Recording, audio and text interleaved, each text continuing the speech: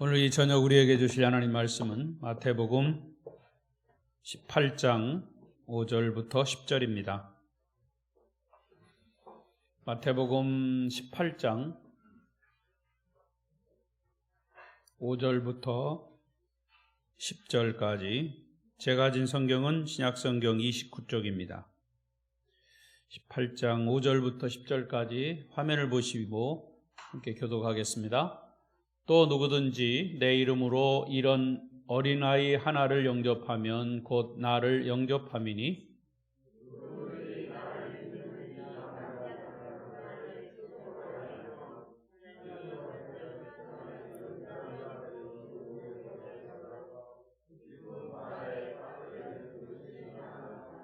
실족하게 하는 일들이 있으므로 말미암아 세상에 화가 있도다. 실족하게 하는 일이 없을 수는 없으나 실족하게 하는 그 사람에게는 화가 있도다.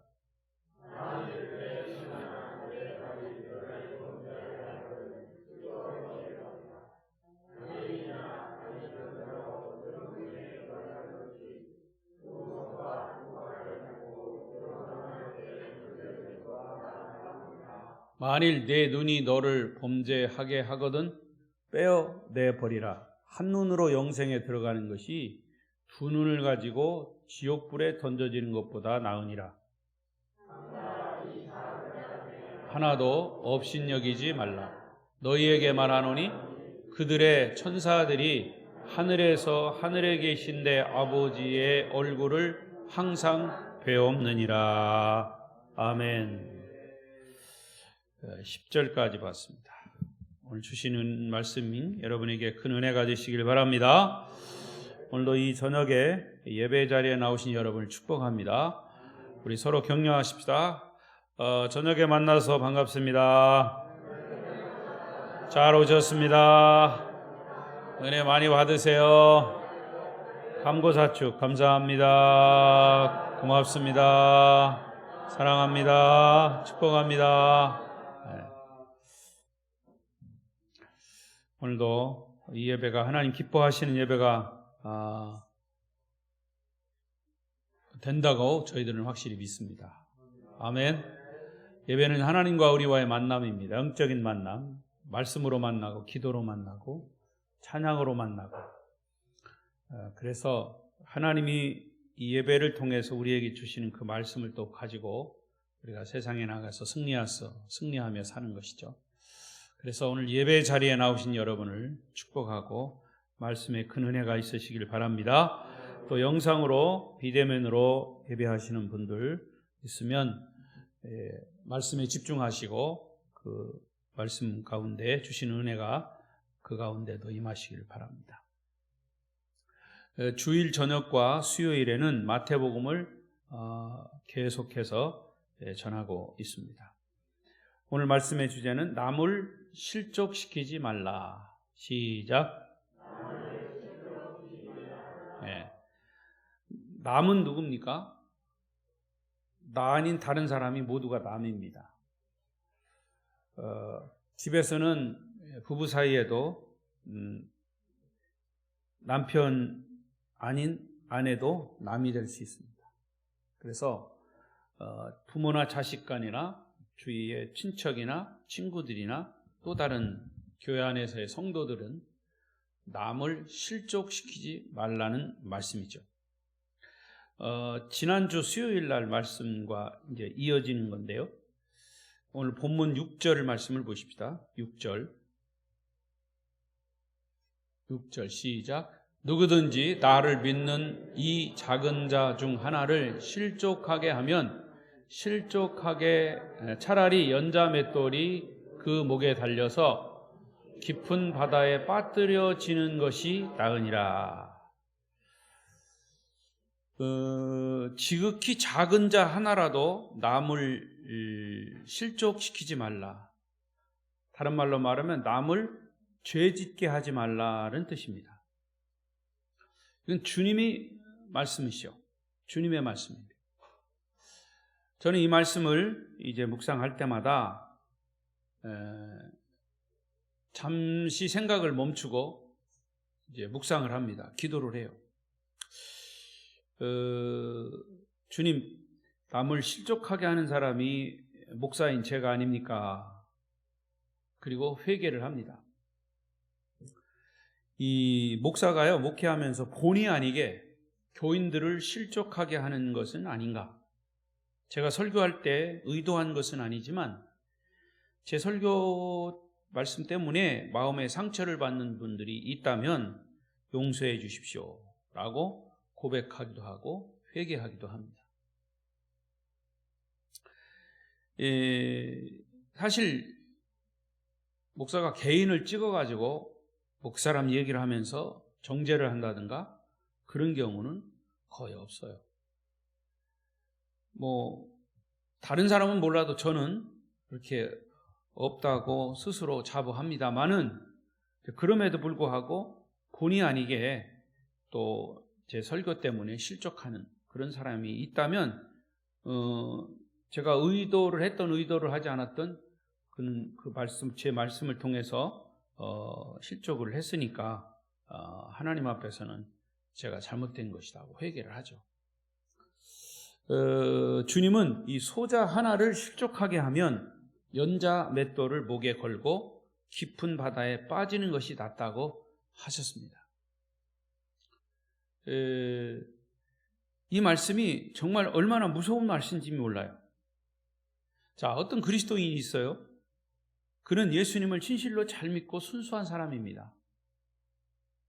그런데 그는 세상적으로 능력도 없고 힘도 없고 약한 사람이에요. 가진 것도 없고 배운 것도 없고 억울한 일을 당해도 방어할 능력도 없고. 그러나 주님은 바로 그런 사람을 무시하지 말라라고 하시는 거예요. 그런데 세상적인 가치는 그런 사람은 철저하게 아주 밟아서 못 살아나게 합니다. 그리고 그런 사람을 딛고 자기가 일어나려고 합니다. 이게 세상적인 가치관이에요.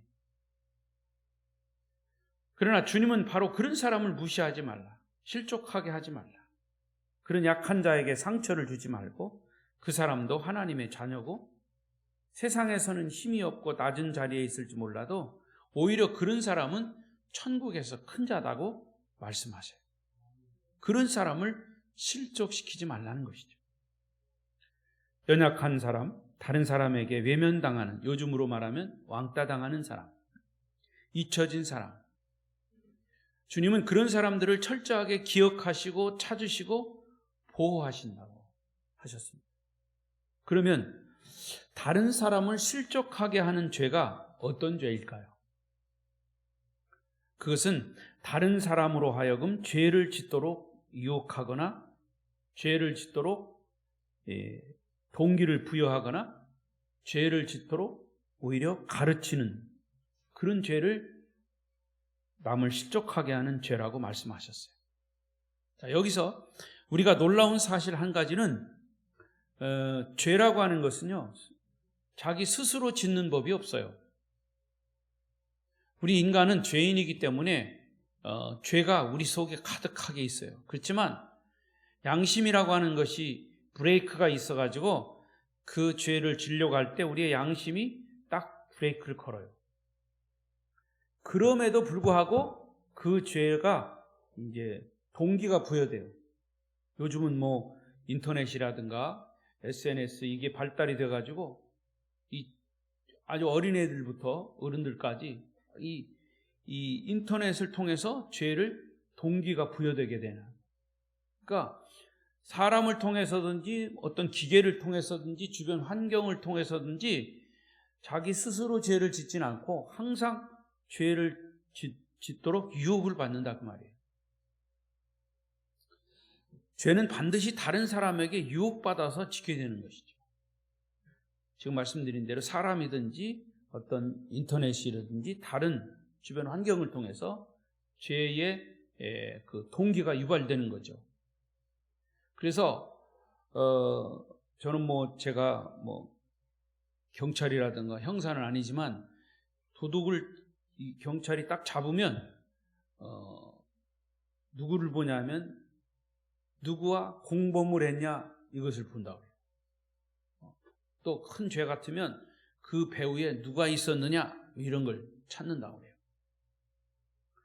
그러니까 마귀도 죄를 짓게 유혹을 하거나 다른 사람을 시켜서 죄를 짓게 하는. 그러니까 죄는 혼자 짓지 않고 반드시 공범자가 있다는 거죠. 그리고 사람들은 자기가 죄를 지으면서도 죄를 짓는다고 생각하지 않기 때문에 자기의 죄를 여러 가지로 합리화시킵니다. 지식적으로 합리화하고 상황적으로 합리화하고 다른 사람을 끌어들여서 자기의 죄를 최소화하는 그런 속성이 우리 사람에게 있는 것인데 그것이 바로 죄의 속성입니다. 여러분 그런 말 있잖아요. 감옥 안에 갇힌 사람은 들킨 죄인들이고 감옥 밖에 있는 사람들은 안 들킨 죄인이다. 그럼 저와 여러분은 누구예요? 안 들킨 죄인. 목사님 무슨 얘기 합니까? 내가 죄 짓는 게 없는데. 그래도 안 들킨 죄인. 표정이 별로 안 좋으신 것 같은데. 여러분 보세요. 성경에도요. 모세의 형 아론이 모세가 누굽니까? 하나님 지시를 받고 이스라엘 백성들을 이끄는 하나님의 사람, 하나님의 지도자예요. 모세가 나 그거 못하겠다고 하니까 하나님이 너 말 못하면 네 형 말 잘하는 아론을 붙여줄게. 그래가지고 아론을 붙여줬어요. 그러니까 하나님의 사람, 지도자, 이스라엘 백성들을 이끄는 정말 대지도자의 대변인이 누구냐? 아론입니다. 형 아론. 근데 그 모세가 호렙산에 올라갔을 때 그 밑에 아론이 있었어요. 백성들이 뭐라고 그랬습니까? 우리 금송아지를 만들어가지고 그 금송아지를 섬깁시다. 이렇게 충동질하니까 아론이 그대로 따라갔어요.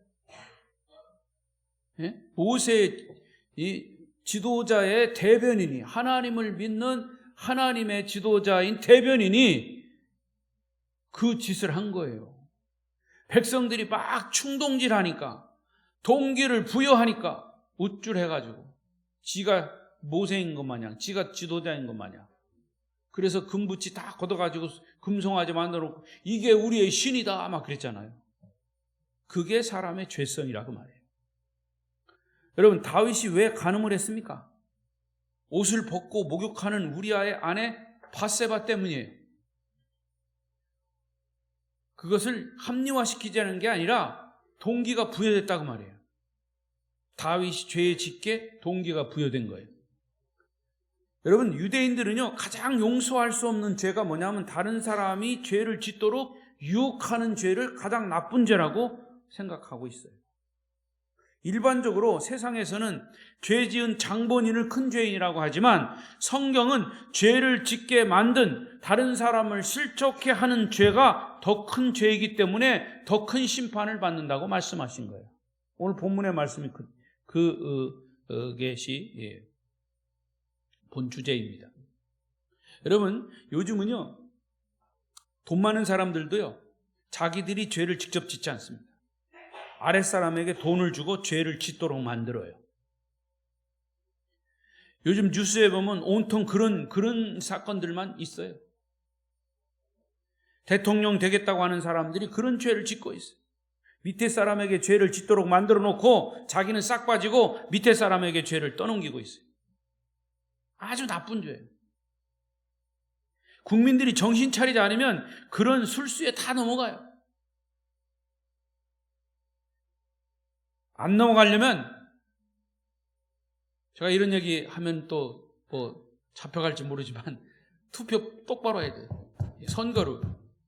근데 뭐 그 선거까지도 조작한다니까 뭐 할 말은 없지만요. 여러분, 저는 목사로서 그런 걸 보면서 자, 사람들은 다 속이고 넘어가고 속고 그래서 세상에 막 미쳐 돌아가지만 나는 결국에는 하나님이 보고 계신다고 생각합니다. 죄를 지은 그 사람보다 죄를 짓게 하는 검은 세력, 유혹하는 세력, 죄를 짓도록 동기부여하는 사람들을 누가 보고 계시느냐? 하나님이 보고 계세요. 하나님이 불꽃 같은 눈으로 보시고 정죄하시고 심판하실 것을 저는 확실히 믿습니다. 왜냐하면 역사가 그래왔어요. 사람은 속을지 몰라도 하나님은 속지 않으신다고 그랬어요. 악한 일을 행한 자는 반드시 그 진실이 드러나고 심판을 받게 될 것이라고 말씀했어요. 자, 그럼에도 불구하고 우리 인간은 죄인이기 때문에 내가 죄인인 것을 알고 그 죄를 고백하면 주님은 용서하신다고 그랬어요. 그런 피할 길을 열어놓으셨어요. 용서받을 길을 열어놓으셨어요. 구원받을 길을 열어놓으셨어요. 그것이 기독교의 사랑이고 기독교의 본질입니다. 자, 요한일서 1장 9절을 보십시다. 시작. 만일 우리가 우리 죄를 자백하면 그는 미쁘시고 의로우사 우리 죄를 사하시며 우리를 모든 불의에서 깨끗하게 하실 것이요. 여러분, 저도 어렸을 때 그랬어요. 제가 잘못했을 때 그 잘못을 알고 또 부모가 그 잘못을 다 알고 너 왜 잘못했어? 이렇게 했을 때 부모 앞에 가서 무릎 꿇고 눈물 흘리면서 잘못했습니다. 다시는 안 그러겠습니다. 이렇게 회개하면 부모가 그것을 기특히 여기셨어요. 저도 우리 두 아들을 기를 때 두 가지 잘못하면 매를 들었어요. 하나는 거짓말하는 거. 두 번째 잘못하는 거는 형제가 둘밖에 없으니까 서로 싸우는 거. 형제가 어려서부터 싸우면 안 된다 그래가지고 싸우지 말라고. 그냥 잘못했어도 잘못한 것에 대해서 회개하고, 그래서 잘못한 거 이제 매를 들 때 잘못한 것에 대해서 회개하게 하고, 그 다음에 꼭 반성문을 쓰게 했어요. 반성문 몇 줄이라도 반성문을 쓰고 그 다음에는 이제 아빠 목사가 기도해주고 끌어안아주고 상처가 없도록. 그러니까 여러분, 하나님도 우리가 죄를 졌을 때, 죄인이기 때문에 죄를 졌지만 그러나 그 죄를 잘못했다고 회개하면 다 용서해 주셔요. 오히려 더 기특히 여기셔요. 아멘? 어떤 죄를 지었다 해도 저는 미쁘시고 의로우사 우리의 죄를 용서하시고 모든 불의에서 우리를 깨끗하게 하신다 그랬어요. 그러나 용서하기는 해도 우리에게 너무나 무섭게 경고하시는 죄가 있어요.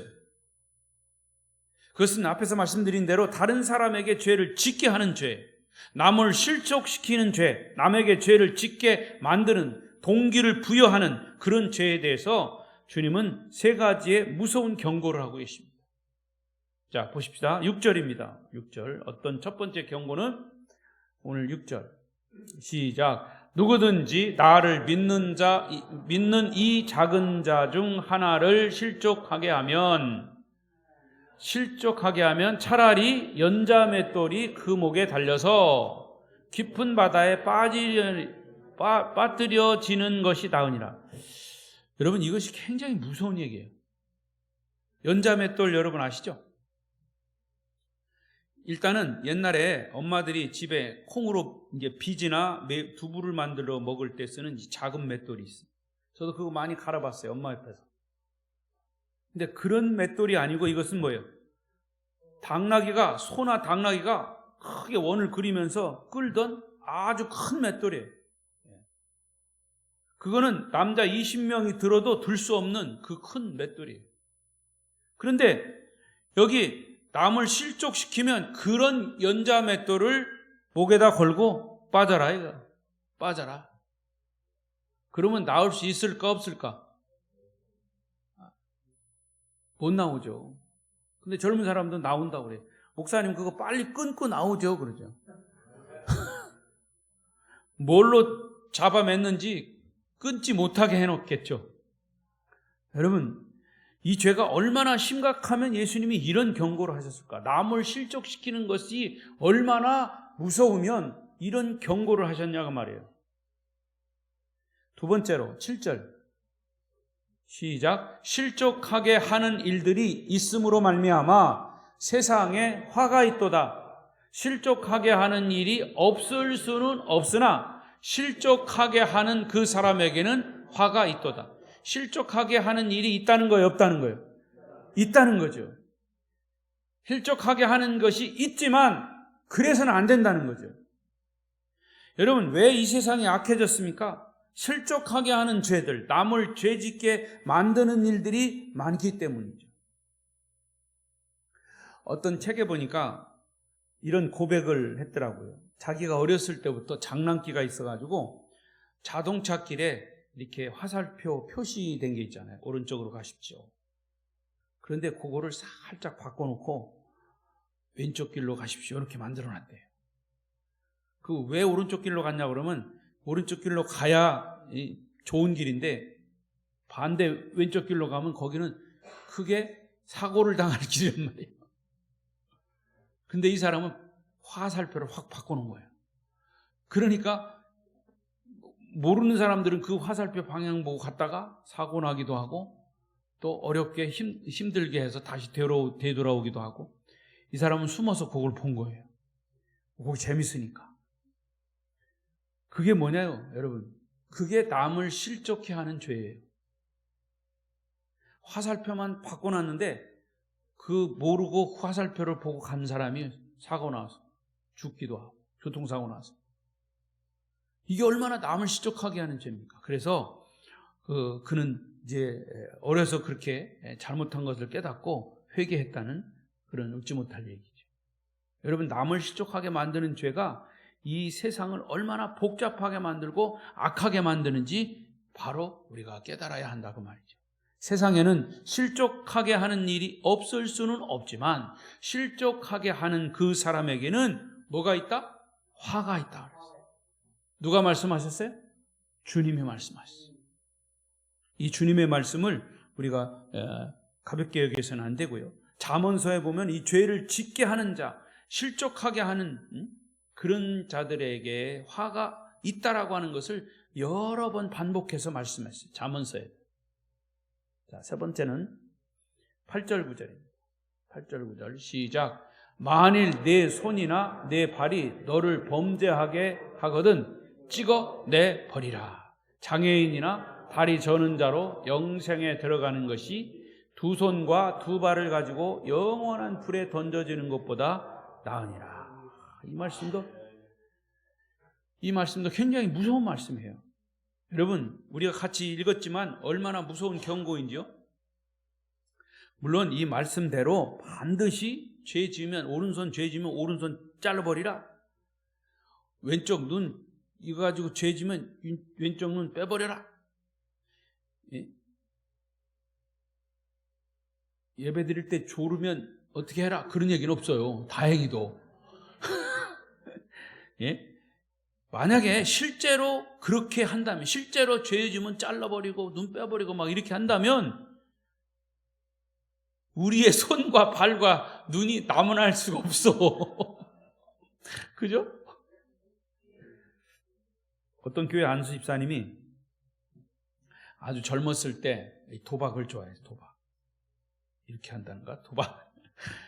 그래서 집에서 자기 아내와 막 싸움도 하고 이혼 직전까지 갔어요. 하루는 그분이 웬일인지 내가 다시는 도박을 하지 않으려고 결심하고 자기 아내 앞에서 엄지손가락을 잘랐어요. 그런데도 나중에 잘라진 손가락을 가지고 또 하더라는 겁니다. 여러분, 손을 자른다고 그 버릇은 못 고쳐요. 그런데 여러분, 마침 그 아내는 예수 믿는 사람이었어요. 그 아내의 끈질긴 기도와 인내로 결국 남편도 예수 믿고 정말 성령 받고 거듭난 후부터 도박 버릇을 딱 끊었습니다. 그러면서 제가 지금 그 얘기 하려고 그래요. 지금은 뭘 하냐? 잘라진 손가락, 엄지손가락을 사람들에게 보여주면서 거듭난 증거로 복음을 전하고 있다는 거죠. 여러분, 나를 보십시오. 나도 이런 사람이었습니다. 도박을 좋아해요. 결국엔 손까지 잘랐는데 잘라진 손으로도 도박을 했던 사람입니다. 그러나 지금은 성령 받고 거듭나서 여러분에게 복음을 전하고 있습니다. 잘라진 손으로 복음 전하는 증거로 활용한다는 거죠. 여러분, 멀쩡한 손발 가지고 남을 실족시키는 그래서 그런 죄 짓고 지옥 가는 것보다 손, 발 찢고 빠진 한쪽 눈으로 천국 가는 것이 차라리 낫다는 그 말씀을 하는 거예요. 아주 무서운 경고죠. 예수님은 간음하다가 붙잡힌 여인도 용서해 주셨어요. 남편 5 있는 여인도 용서해 주셨어요. 오른편 강도도 용서해 주셨어요. 그러나 남을 죄 짓게 하고 실족하게 하는 죄에 대해서는 여기 3번씩이나 다른 방법으로 강조하시고 경고하셨다는 사실에 우리는 주목해야 합니다. 그러니까 얼마나 다른 사람에게 상처를 주고 다른 사람 실족시키는 것이 무서운 죄인지를 인식하라고 말해요. 이 시간 이후부터 다른 사람에게 상처를 주고 실족하게 하고 무시하는 일을 해서는 안 됩니다. 여러분, 이런 말씀을 수없이 들었을 거예요. 그러나 우리는 듣고서도 그냥 잊어버리거나 혹은 무시해버려요. 그리고 끊임없이 우리가 말로 다른 사람을 상처 주고 무시하고 실족시키긴 하는 게 얼마나 많습니까? 예수님이 이렇게 무섭게 경고하셨는데도 또다시 형제의 가슴을 아프게 한다면 결국 하나님의 심판을 면치 못하게 될 것이죠. 여러분, 죄의 문제가 해결되지 않으면 죄에 대해서 무감각해지면 이 사회 전체는 진짜 미쳐 돌아가는 거예요. 이 세상에서 정신병 현상을 없애려면 죄에 대한 인식이 필요하다. 또 특히 우리 그리스도인들은 이 죄에 대한 인식을 하면서 죄를 끊임없이 회개하고 고백하고 도덕성과 영성을 계속 회복시켜 가야 합니다. 어느 교회에서 어떤 집사님이 목사님에게 상담을 왔어요. 목사님, 제가 왜 이렇게 신앙생활을 해도 매일 똑같은 말씀, 또 똑같이 회개하고 근데 또 죄를 짓고 너무 그런지 모르겠어요. 이게 도대체 제 자신이 변화되지 않습니다. 그러니까 목사님이 상담을 하기를, 당신 집에 가서 그 채반, 쓰지 않는 채반 있으면 그 채반을 가지고 가서 물을 한번 이렇게 담아오라고. 그 채반이 아니라 소쿠리라고, 소쿠리. 근데 그게 말이 안 되잖아요. 소쿠리에다가 물을 어떻게 담아와요? 일단은 목사님이 시킨 대로 상담하는 집사님이 그렇게 해봤어요. 그렇게 가져왔어요. 목사님 아무리 물을 담으려도 안 담아져요. 그런데 이 먼지 시커먼 거 이렇게 갖다가 계속 물을 담으려고 하다 보니까 일단은 소쿠리가 깨끗해지긴 했네요. 그러더래요. 바로 그거다. 우리는 끊임없이 죄요. 끊임없이 죄를 짓고, 그렇지만 하나님의 말씀을 듣고 그 말씀이 또 씻겨지고 그 말씀을 또 잊어버리고, 그러나 또 씻겨지고 또 잊어버리고, 그럴 때 여기 소쿠리가, 먼지 묻은 소쿠리가 깨끗해지듯이 우리의 마음도 말씀으로 닦여지고 훈련되면 깨끗해지는 것이다. 그게 신앙생활이다.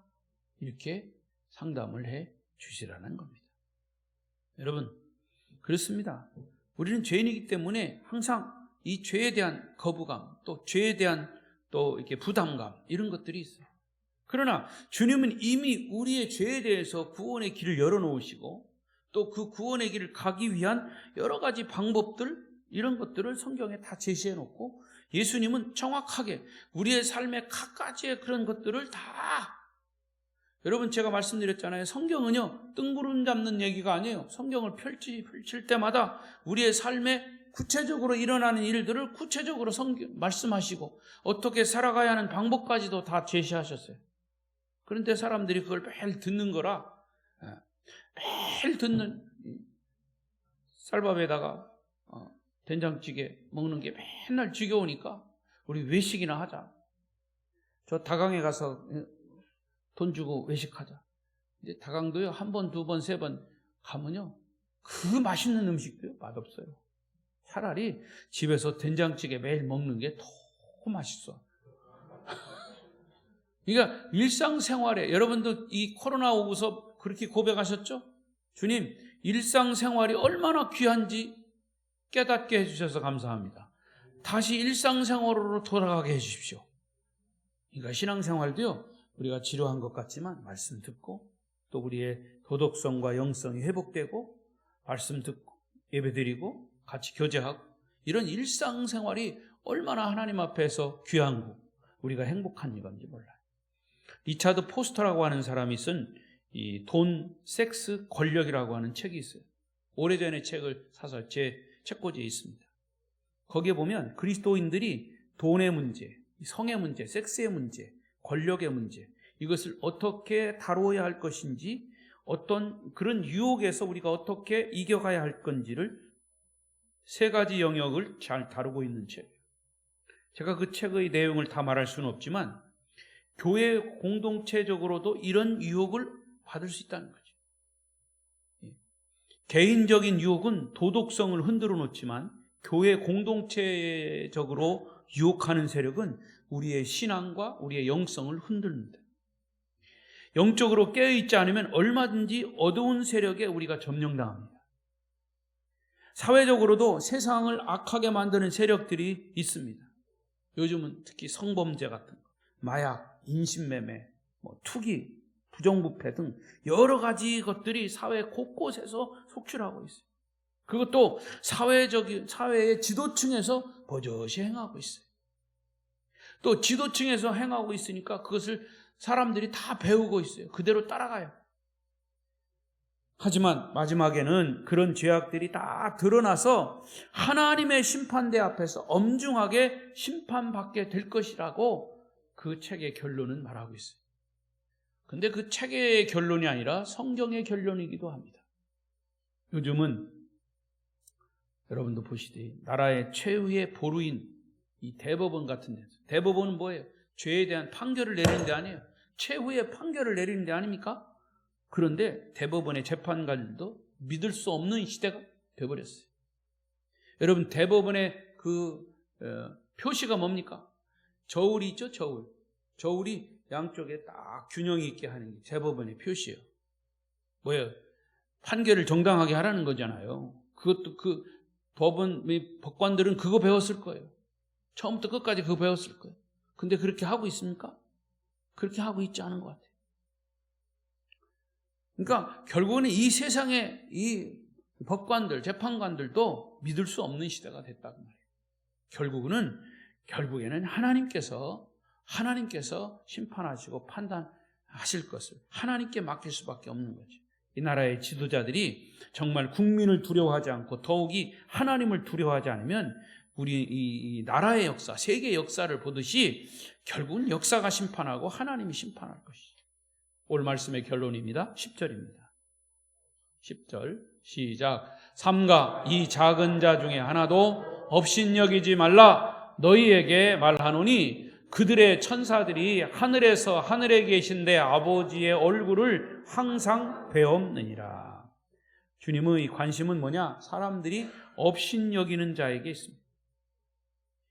업신여기는 사람이나 업신여김을 받는 사람. 한 사람의 영혼이 천하보다 귀하다는 말씀입니다. 부모들은 건강한 자식보다 병약한 자식에게 마음이 더 쓰여지는 것처럼 말이죠. 하나님의 사랑은 철저하게 자기 백성, 하나님의 백성들을 보호하시는 사랑이고, 우리가 가난하고 병들고 소외된 연약한 성도들을 시험에 들지 않게 하는 주님의 사랑, 그것이 기독교의 본질이에요. 그래서 로마서 14장 1절에도 말씀합니다. 시작. 믿음이 연약한 자를 너희가 받되 그의 의견을 비판하지 말라. 의견을 비판하지 말라. 제가 전에 있던 교회에서요, 이제 믿음이 약한 사람이에요. 예배도 잘 어떻게 드리는지도 몰라. 그런데 한참 지금 설교 중인데 그 믿음이 약한 사람이 들어왔어. 그래가지고 뚜벅 그러면서 제일 앞자리에 와서 딱 앉는 거예요. 그러니까 예배 드리는 사람들의 시선이 다 여기 쏠리잖아요.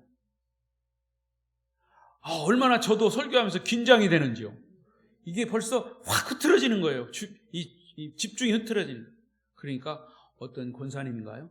빨리 재치 있게 그 사람을 따라가지고 옆에 와서 딱 앉더라고요. 왜? 또 딴짓 할까봐. 여러분, 바로 그 말씀이에요. 이 말씀이 믿음이 연약한 자를 너희가 받되 그의 의견을 비판하지 말라. 사람들은 그렇게 얘기해요. 아유, 저 사람 저거 어떻게 저거 다음부터 들어오지 못하게 이렇게 얘기할 수도 있어요. 그러나 그런 연약한 사람을 잘 이해하고 받아주라는 거죠. 예수 믿는 사람이 말 많다고 하는 것이 바로 그런 거예요. 그런 사람을 보고 함부로 막 정죄하고 뭐 어떻고 하는 거, 그런 거 하지 말라는 거예요, 여러분. 그렇습니다. 믿음이 좋은 자는 믿음이 연약한 자를 쉽게 정죄하지 말아요. 그의 기도가 서툴고 예수 믿다가 죄를 짓기도 하고 믿음이 연약한 자의 행동이 조금 부족해도 오히려 그들을 위해서 기도해주고 격려해주고 믿음을 끌어올려 주어야 한다는 거죠. 이런 해산의 수고를 믿음이 좋은 자들이 먼저 실천해야 합니다. 또 로마서 15장 1절 뭐라고 그랬습니까? 시작. 믿음이 강한 우리는 마땅히 믿음이 약한 자의 약점을 담당하고 자기를 기쁘게 하지 아니할 것이라. 여러분, 어린아이와 같은 겸손한 믿음으로 연약한 성도를 실족시키지 말고 오히려 격려하고 사랑함으로, 그것이 바로 그런 모습이 이 땅에서의 천국의 모습일 것입니다. 이 땅에서 천국을 누리는 아름다운 교회 성도들이 되시기를 축원합니다. 기도하십시다.